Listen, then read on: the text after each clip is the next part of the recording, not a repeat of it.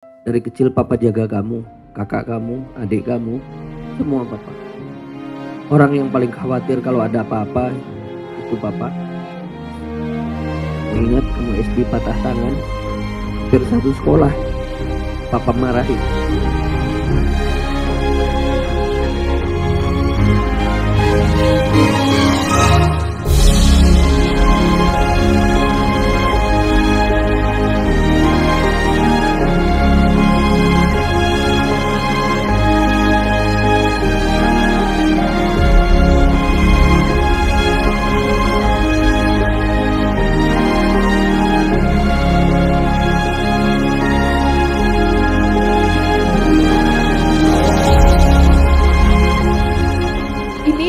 Gadis kecil mama sudah beranjak dewasa dan akan dipinang dengan laki-laki pilihan Iin yang insya Allah dapat membimbing Iin untuk menjalankan ibadah lebih baik lagi, lebih taat kepada Allah dan lebih bisa sayang sama mama sama papa.